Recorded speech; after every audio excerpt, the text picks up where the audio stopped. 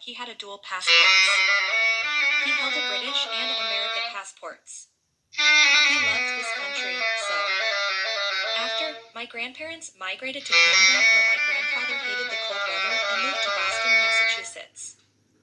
In Leominster, the plastic then finally settling in New Jersey. My dad was 6 years of age when he came to America. My dad was born in Edinburgh, Scotland, when his father was doing some scientific work on cellulosic plastics in Scotland. My grandfather came to this wonderful country, to the most prosperous country in the world. My father was 6 years of age when he arrived in America, making myself and my siblings first-generation Americans. In the old days, when the banks crashed and had no money, they gave you property.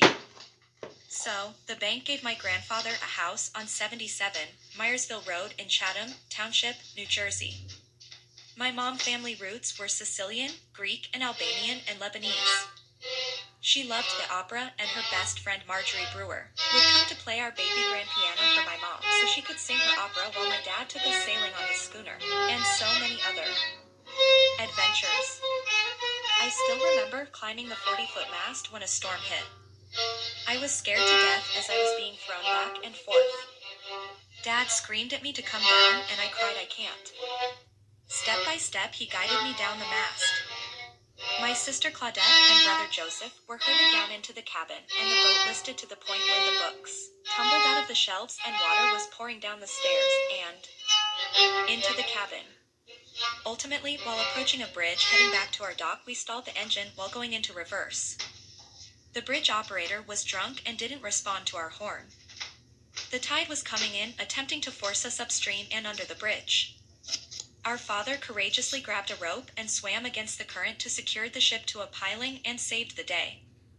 Our mom introduced us to all the cultural things in our lives, the opera and such. My dad, the outdoor adventures. There was always a folding army shovel and stone chisel in the back trunk of the car, so we could stop on a dime somewhere to hunt for geoids or fossils and arrowheads. He loved having me close to the ground as a little girl, finding many artifacts from the Indians.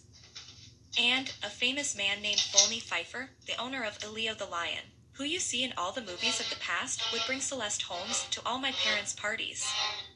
I must let you know, my dad James Maxim DuPont had the largest private collection of meteorite in the world. And it is displayed at the Peabody Museum of Yale University in Connecticut today. Shuttle and Apollo astronauts James Lovell and Harriet Owen spent their own money to find additional meteorites for that collection in Antarctica. This is an amazing story from Aunt Polly's B&B in Newcomb, New York. An old stage stop from 1845.